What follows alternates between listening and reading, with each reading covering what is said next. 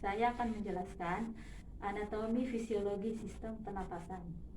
Pernapasan adalah pergerakan oksigen atau CO2 dari atmosfer menuju sel karbon dioksida atau CO2 yang bebas dari tubuh.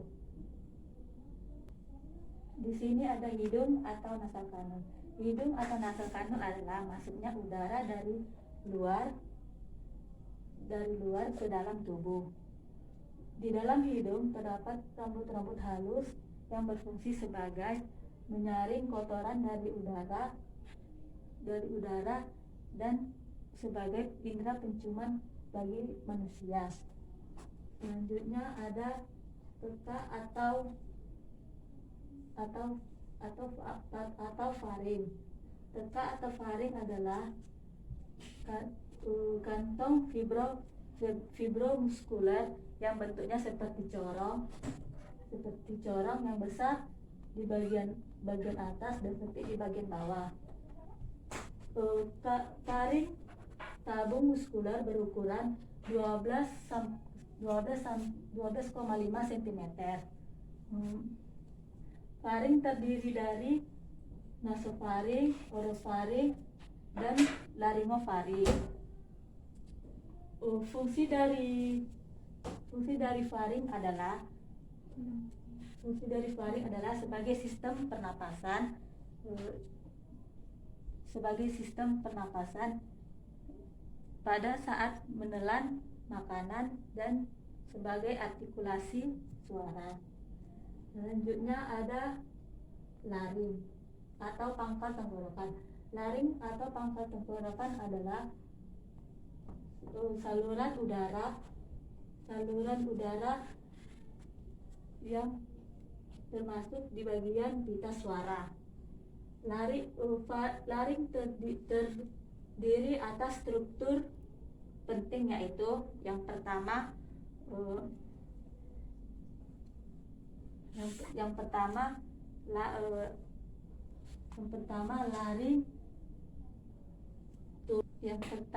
yaitu tulang rawan krikoid atau selaput pita suara epiglotis, dan yang kedua laring ditutupi oleh epiglotis saat menelan makanan. Fungsi dari laring adalah membuka dan menutup trakea. Selanjutnya ada batang tenggorokan atau trakea. Batang tenggorokan merupakan organ sistem pernapasan bagian bawah yang terletak di bawah laring. Bentuknya menyerupai pipa yang tersusun memanjang ke bawah, berbatasan dengan percabangan bronkus. Trakea tersusun atas tulang rawan yang menyerupai huruf cincin yang terdiri dari 16-12 cincin tulang rawan.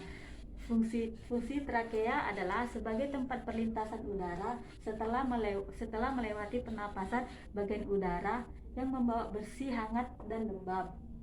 Selanjutnya ada pembuluh napas atau bronkus. Pembuluh napas atau bronkus adalah percabangan dari trakea. Bronkus kanan utama akan bercabang menjadi 3 lobus, yaitu lobus kanan atas, lobus kanan tengah, dan lobus kanan bawah. Selanjutnya bronkus utama kiri terbagi menjadi 2 lobus, yaitu lobus kiri atas dan lobus kiri bawah. Fungsinya yaitu menghantarkan udara dari saluran napas atas ke dalam paru dan mengeluarkannya. Selanjutnya ada pembuluh nafas atau bronkiolus. Bronkiolus adalah percabangan dari bronkus yang merupakan jalur utama dari paru-paru. Fungsinya untuk menyalurkan udara dari bronkus ke alveoli, dan yang kedua mengontrol jumlah udara yang masuk dan keluar saat proses bernapas berlangsung. Selanjutnya ada paru-paru. Paru-paru manusia terletak pada rongga dada, berbentuk seperti kerucut yang terdapat di atas diafragma. Paru-paru terbagi terbagi menjadi dua bagian, yaitu paru-paru kanan dan paru-paru kiri. Paru-paru kanan mempunyai 3 lobus dan paru-paru kiri mempunyai 2 lobus. Paru-paru bagian kanan dan paru-paru bagian kiri dipisahkan oleh sebuah ruang yang disebut mediastinum. Paru-paru manusia dibungkus oleh selaput tipis yang disebut pleura. Pleura dibagi menjadi pleura visceralis dan pleura parietal. Fungsi utama dari paru-paru adalah untuk pertukaran gas antara darah dan atmosfer.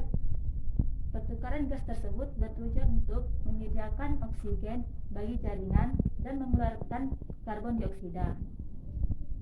Yang terakhir adalah alveolus. Alveolus merupakan saluran akhir dari alat pernapasan yang berupa gelembung-gelembung udara.